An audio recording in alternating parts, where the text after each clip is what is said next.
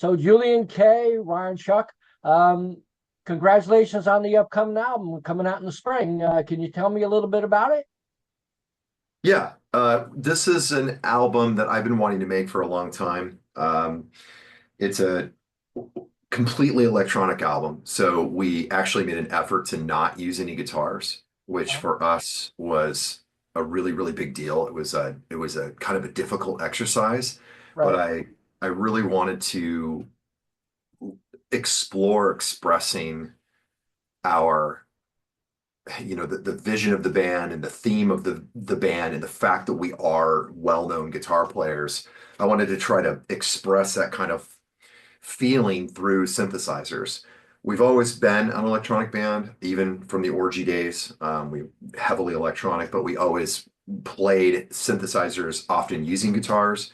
We always kind of had guitars woven in there in a really, really heavy way. And we just finished Harmonic Disruptor, which was almost a callback to the first Orgy album. right. So we brought back guitars in a big way. We brought back that tone and that heavy fuzz, thick guitar with a lot of really, really heavy, electronic elements, and really just kind of revisited that feeling of Candy Ass. And that did really, really well. But I still had this feeling in me that I just want to make an electronic album. I personally listen to mostly electronic music.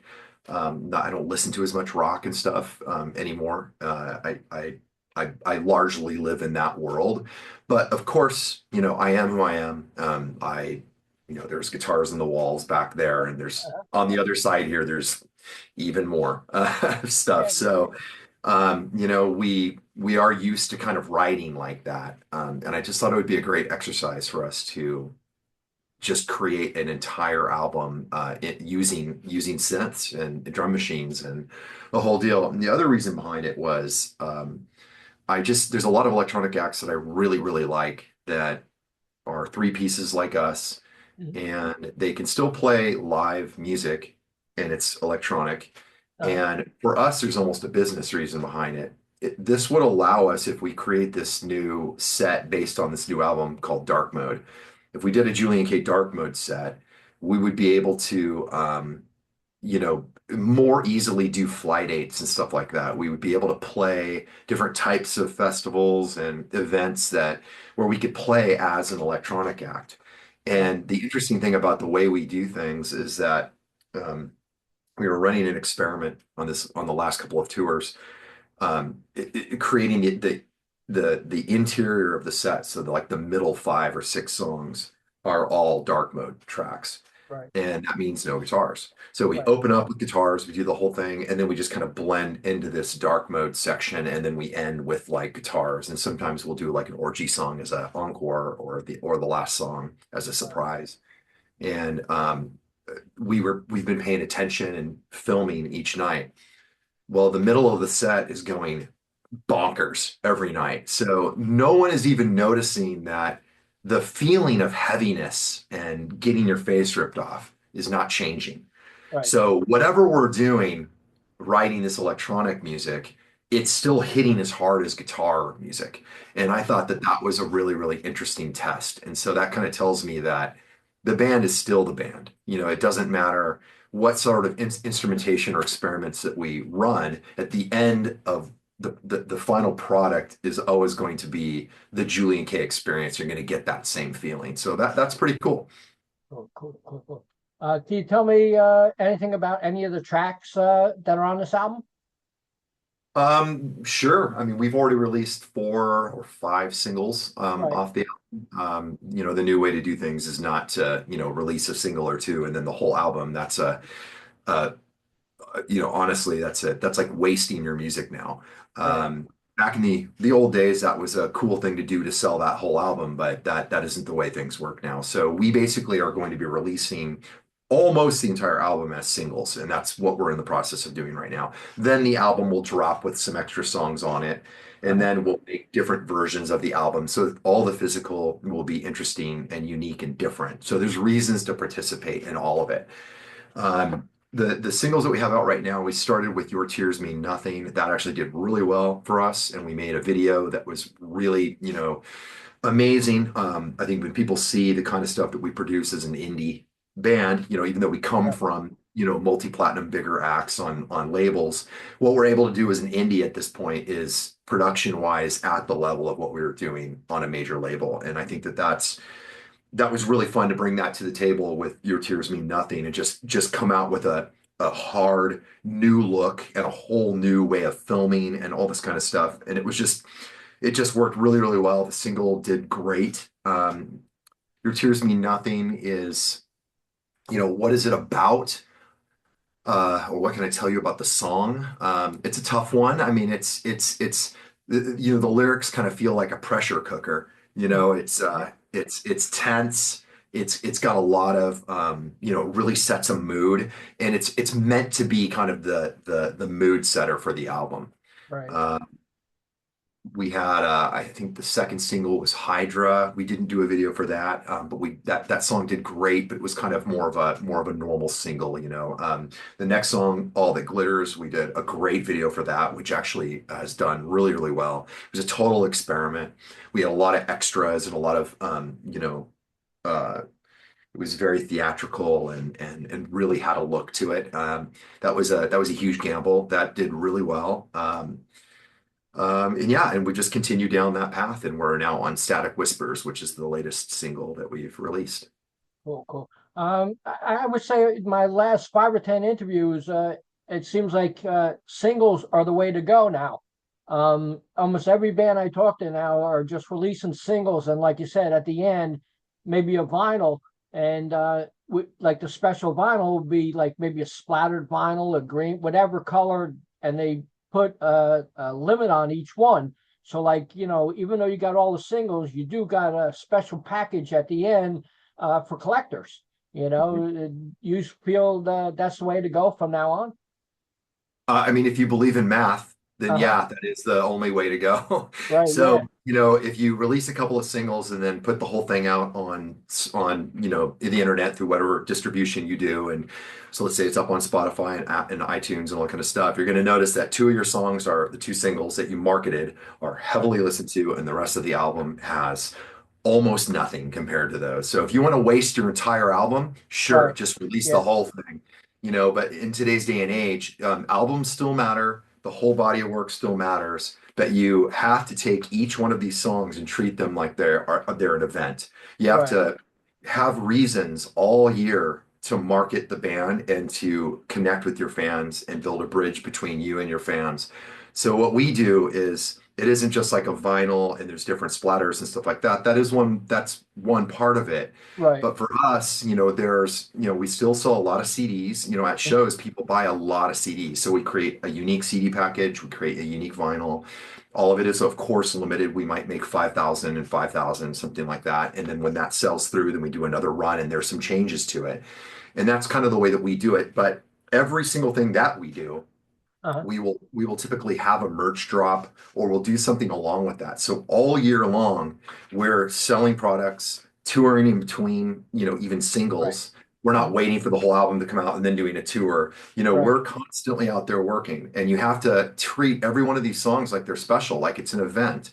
Right. So you can basically use that album to market the band for a year and a half. And during Right. that time, in between all those little, periods of the rare times that you have to actually be creative, Right. you have to be creating that next album. So we call it the pipeline. Your pipeline has to be full all the time because you Right. don't want to run into the old school world where the band puts out an album and nothing happens for 2.5 years after Right. they tour and this and that. And then the band is secretly working on their new album. Yeah. In today's day and age, with the way that these products are being delivered, you have no choice Right. but to sort of play along with that. Yeah. And you can get kind of bummed out about it if you're completely inflexible and old. And Right. I am old, but I try to be very flexible. You know what I mean? In my opinion, it's kind of fun. I don't know any musician that writes a song, records, gets it done, and they're just not super excited about it and they don't want to share it with everyone. Right. So, now it's kind of cool. I have, like literally 10, I have more than the album ready Uh-huh. to go and share. Right. And what we wait for now is we wait for the single that we're on to start to die down. And once Right. it Yeah. opens up, then we can do another one and keep the excitement alive. And we're Mhm. touring in between all this kind of stuff constantly. So there's always something new for us to play. Mhm. And I just feel like I feel like it's in a lot of ways, it's a pretty cool way to do things. A lot Yeah. of people have a lot of negative things to say about the music business now. And they talk about, oh, you make no money streaming and all this kind of stuff. And I just did another podcast yesterday talking about all of this. And if you look at just the streaming, then sure, you're right. You're probably going to be broke. Right. But Yeah. there's so many more ways to make money. We do crowdfunding through Indiegogo. Our last one, we raised about $60,000. That's non-recoupable Hmm. from the Cool. fans. There's no Wow. label owns it. Yeah. Yeah. So that's just boom, that's in our account. Right. 60 grand, Good. Yeah. Wow. right? So with no one, and we've done 10 of them.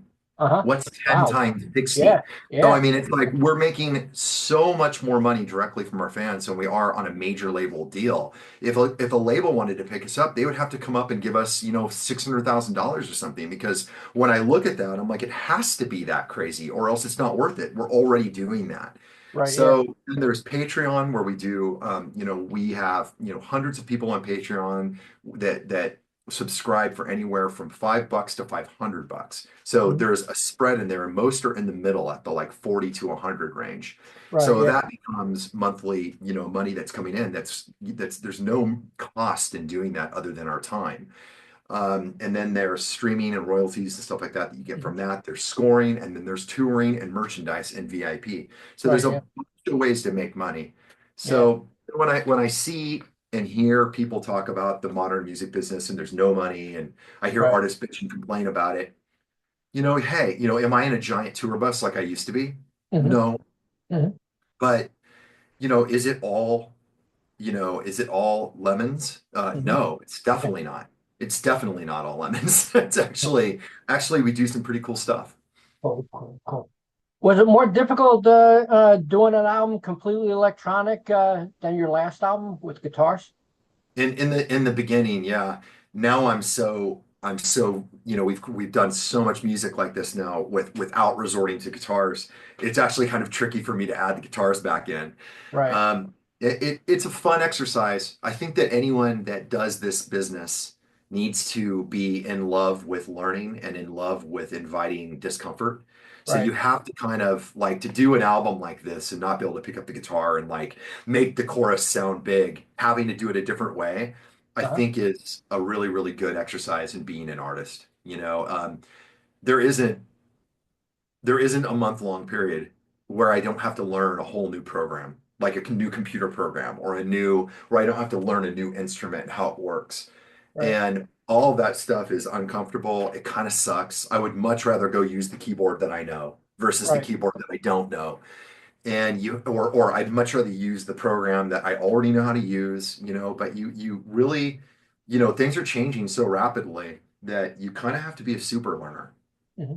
You have to, and I think it's a good skill for as we get older, that the fact that we're able to, and I'm 51 right now, I'm about to turn 52. The fact that I'm learning like a kid is important, I think. And Uh-huh. I've got to try to keep that moving. Hmm. Cool. Cool. Cool. Yeah. I'm 66. Ah, right on. Yeah. Yeah. Congratulations. Yeah. Yeah. Still alive. Yeah.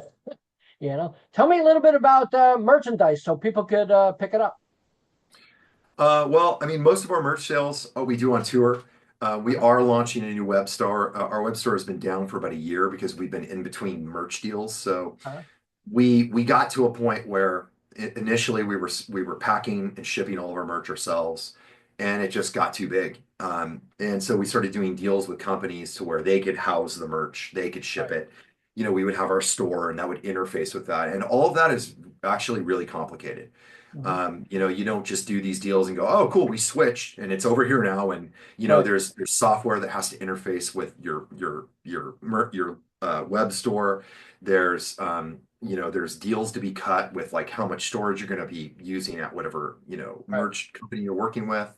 There's you have to figure out all sorts of deals for how much things are going to cost and shipping and how that's going to work, how things are going to be packed. So we've been down for a while, and that's been okay because it isn't a bad thing for when we're touring as much as we tour. It's been okay that we don't have like a huge merch store with a whole load of other merch. We've Right. actually had to take everything that we have in our warehouse out on tour, and we're running out and having to order more. Wow. So, we're kind of at in terms of capacity, we're Right. just kind of, we can't keep it, in stock. Yeah. Yeah. So now that we're home for, until April, and then after that, we'll be home till I think at least July. I actually rebuilt the site, and we have a new store ready to go. We don't have new items up, but we still have to finish this album. We have to make the packaging. We have to do all that kind of stuff. We have to design some web-only items, Right. and we're going to try to keep the online store different from the touring merch so that it isn't like sort of, sometimes people become fans on tour and buy a couple items and then they Right. fall in love with the band and they want to go back and get something different and they find out that it's the same stuff as you have on tour, and that's not very cool. But Yeah. what that ends up to be for the band is just shit tons of work. You got to Right. get Yeah. into design and do all the stuff, and it's cool. It's the work that we do, but it's just it can be tricky to set up and get it all living somewhere and Right. separate from the tour inventory. Where Yeah. does that inventory live? Does that Yeah. live in our warehouse here in Long Beach, and then the other one lives up in LA? Right. It's complicated shit, but we do it. We Cool. do it. Cool. Cool. Cool.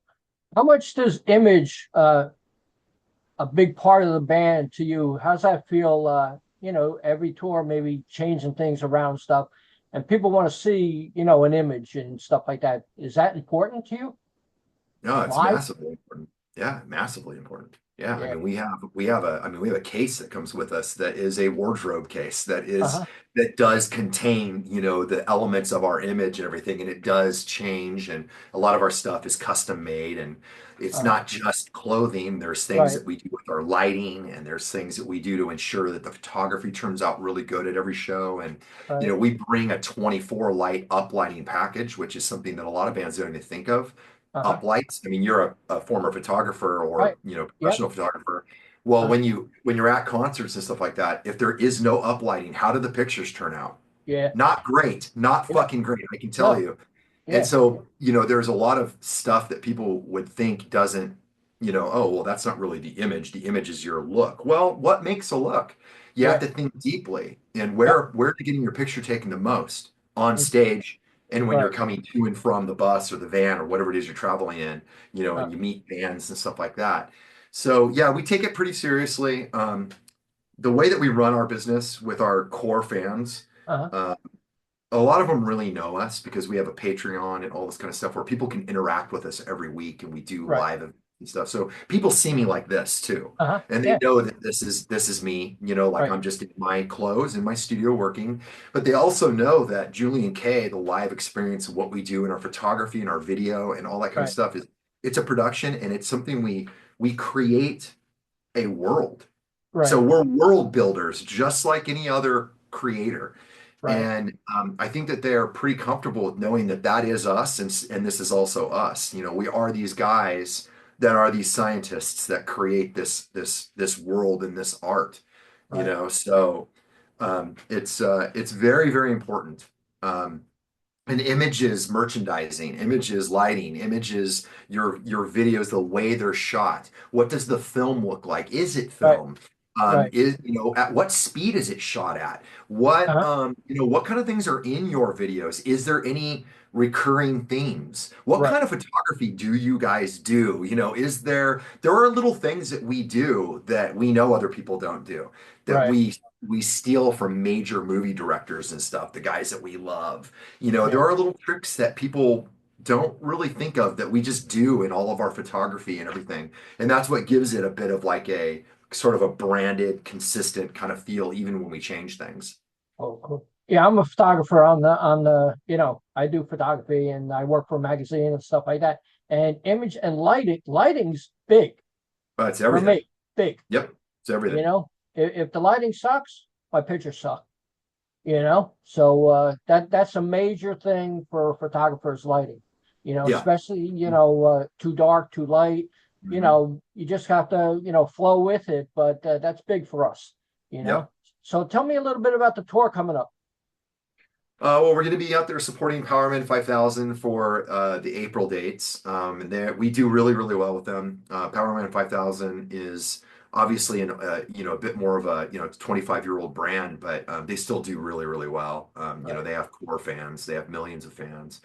For us, it works because a lot of the Orgy fans are Powerman fans. So obviously, Orgy fans are going to like Julien-K. Right. And we do have a chunk of Julien-K fans are original Orgy fans. So it works really, really good for us. And then later this year, the only thing I can announce, we have more dates with other bands and other big tours, but I can't say anything yet.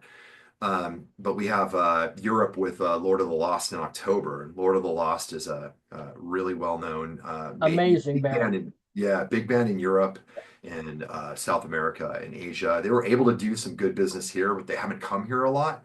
Uh-huh. But we're doing a lot with them. We have 10 shows in the UK with them. We're talking about doing EU with them in 2026, which would be, I mean, unreal. So there's just a lot of great stuff happening. That'll be a big tour. Yeah, just awesome, awesome year. Cool, cool. What's this Rainbow Anniversary Festival? Well, it's a big event. It's kind of an honor to be asked to play there. They really only have bands play there that are sort of like you've kind of paid your dues in LA. You're a known quantity in LA. You're someone that's been around that scene a lot, and you've made a name for yourself. So to Right. get asked to play it is a very special thing. It's a lot of people. The Rainbow's world famous, and they don't normally have live music like that. But this is an outdoor festival, big anniversary party. And they always pull some really unique, interesting things. Like Michael Monroe is going to headline this one, which is like that's a big Yeah. name, and it's also a cool and more interesting name. It's not an over the top classic just headline name. I mean, Yeah. that's like a cool thing. To go and see that, it's going to be a unique thing for people to see. So we're going to play, and it's going to be. We expect it to be awesome. A lot of people go to that. I mean, people that just. It's just an event that a lot of people will go to because they know the bands are going to be cool and everyone loves the Rainbow. Right. Yeah. So what would you say is the highlight of your career? Oh, geez, there's just too many highlights. Um, selling our first, million albums was amazing. I mean, that was unfucking believable. I never thought that would happen. But then you do it and there's way more to do. I always told myself when I was a kid in Taft, California, and watching David Letterman and Hmm. Conan O'Brien and stuff on my little rabbit ear TV in my bedroom, in 105-degree evenings, you know, Yeah. um, sweating at, Yeah. 11 at night. And I'm watching those shows and I watched the cool bands on there that I loved. And I always thought to myself, if I ever could be on any of those shows, that would be it. And, I'd be done. I'd be kind of like, I've achieved my dreams because you Right. have to be at a certain level to get on those shows. And then I just remember playing all of them. And Ah, wow. Yeah. some of them more than once. Uh, Conan O'Brien, we were on twice, and that was my favorite one. And we were uh, on Letterman, and that was my other favorite one. And wow. Jimmy Kimmel and more, Wow. and I remember doing it and walking off, getting onto leaving the studio in New York and just going like, wow, fuck, I'm totally not done. And I totally thought I'd be done. Like that would be Uh-huh. it, Yeah. Yeah. and you just realize, there's all these moments that you thought would be like, what a pinnacle. And none of it's a pinnacle. And I think that thinking, you got to be very wary of it because those aren't the things that matter. The things that matter, those are moments, Hmm. but the lifestyle of doing this is a lot of this. It's Hmm. a lot of figuring out how to make things work. It's a lot of tinkering. It's a lot of discomfort. It's a lot of, you know, being comfortable with, every other week finding out that you're an amateur, Right. and that Mhm. that's basically like you really have to come to terms with that because the glory and the neat peaks Mhm. those are moments, but the life of doing this is very different. Oh, cool. Now, if a new band came to you and asked pros and cons about going into music, what would you tell Exactly what I just said again to them? you, what I just said a minute ago. Yeah. That this job is a job. It is not glory all the time. You do get some glory and there is, fun stuff, but you really got to work on a craft. And Mhm. nowadays, you kind of need to learn something about business. You need to, what I'm finding out is a lot of new artists need to have a lot of different skill sets. Right. For example, guys in my band can I've got a Grammy award-winning producer in my band, Amir, Uh-huh. who can do, he's a sought-after mixer. He's a producer, a known producer. He's got, gold and platinum albums on his wall from bands he's produced. Wow. And so he's got all these skill sets within, he's really, really good at merchandise. So Mhm. there's all these business and production and all these different skills that don't involve just being like a popular guitar player getting girls. Right. I can I tour manage our tours. I do all the accounting. I do all the logistics, hiring, firing, all that kind of stuff. I can edit and video. I can operate Photoshop and Lightroom and all these complicated programs. And we can also produce and record everything ourselves, and we can record other people. So the point being, and my other bandmate it's the Right. same stack of like incredible shit. Any one of these guys could Right. work at like a serious company Right. and be better than a lot of people that are working there. And I Well. think that if you don't understand that, you're going to have a pretty hard time. Mhm. And another thing that I would tell them is you really work on checking your ego and Mhm. just to understand that, it's a gift to be able to do this. It's a gift if people will actually give you money to do this. Right. Yeah. And gotta really, in my opinion, if you want to have a really long career, you got to really keep in mind that everyone you're working with, you need them. They don't all just need you. I mean, hey, if you become that big, you'll know it, Mhm. but a lot of the really, really big guys that I know that we've had a lot of, we've done work with and so on and so forth, almost all of them are amazing people. There are a few that are pieces of garbage, Yeah. but I'd say more often than not, the more successful people understand all these concepts. Right. Yeah. Mhm. You know? In your teen years, did you collect anything? In my Like in in your teen years when you were in oh like, oh yeah, I did. Yeah, I collected comic books. Yeah, I was a yeah. huge comic fan. Yeah. Yeah, I collected Wow. comic books. And yeah, that was a big deal. I was going to be a comic book artist. That's what I wanted to be. Wow. Wow. So, You still got and then them? I have a lot of them. Yeah, Yeah, cool. Cool. They're probably worth some money now, you they know? definitely are worth some money. Yeah. So. Well, Ryan, congratulations on the upcoming album and tour. And it was great talking to you. Would you like to say anything to the fans out there? Just thank you so much for making my life so wonderful and for being there for us every day and every show and every album. Thank you. Cool, cool. Thanks a lot, Ryan. Thank you so much, my friend. Have a great Bye bye. day. All right. Bye bye.